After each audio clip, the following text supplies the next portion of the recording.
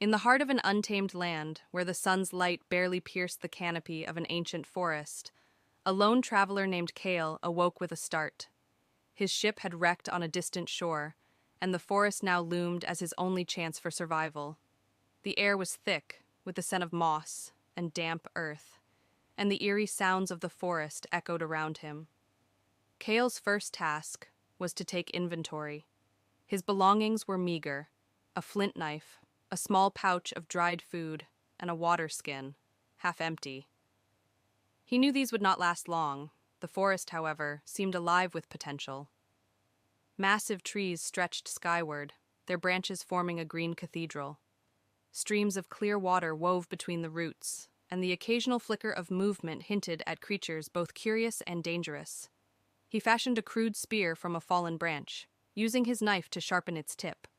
Armed and alert, he ventured deeper into the forest, marking his path with cuts on tree trunks. The first challenge came swiftly. A pack of small, dog-like creatures with glowing eyes emerged from the underbrush, their growls low and menacing. Kael held his ground, brandishing his spear and yelling to scare them off. They hesitated, then scattered, their luminous eyes disappearing into the shadows. As days turned to weeks, Kael adapted to the forest's rhythm. He learned to identify edible plants, such as a cluster of purple-berried bushes that grew near water.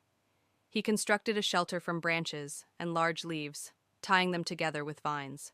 He discovered that the glowing mushrooms that dotted the forest floor were not only luminescent, but also slightly sweet and energizing. Yet, the forest held its dangers. One evening, as Kael gathered firewood, he stumbled upon a clearing where the ground seemed to shimmer unnaturally. Intrigued, he approached and realized it was a trap set by a massive arachnid, its web camouflaged with leaves and debris. The spider emerged, towering over him, its fangs dripping with venom. Kael narrowly escaped, using a burning branch to fend it off, the firelight casting terrifying shadows on the trees. In time, Kael began to uncover the forest's secrets. He found ancient carvings etched into stone monoliths, hinting at a civilization that once thrived here. He pieced together crude maps, marking locations of fresh water, abundant fruit, and dangerous predators. In a hidden glade, he discovered a spring whose waters glowed faintly blue, providing unparalleled refreshment and vitality. Kael's existence transformed from mere survival to something greater. He began crafting better tools, weaving nets from fibrous plants, and creating traps to catch small game. His connection to the forest deepened. He respected its balance, taking only what he needed and giving thanks to the land. One day, while exploring a particularly dense section of the forest, Kael encountered a young woman named Alira. She was a hunter from a distant tribe that lived on the forest's edge, searching for a lost member of her community. Their meeting was cautious, but soon turned cooperative. Alira shared her knowledge of the forest's hidden dangers, and Kael showed her the locations of the best resources. Together, they thrived. Alira taught Kael how to make fire-hardened arrowheads and blend into the forest's environment. In return, Kael revealed the glowing spring and shared his maps.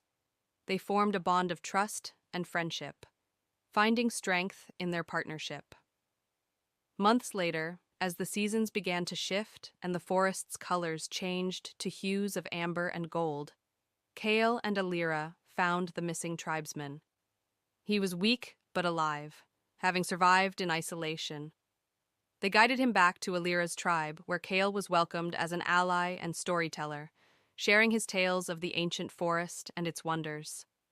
The forest had tested Kael, shaping him into a survivor and a guardian of its secrets.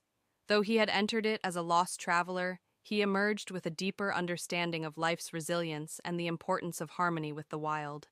The ancient forest, both perilous and beautiful, had become his home. A place of transformation, connection, and survival.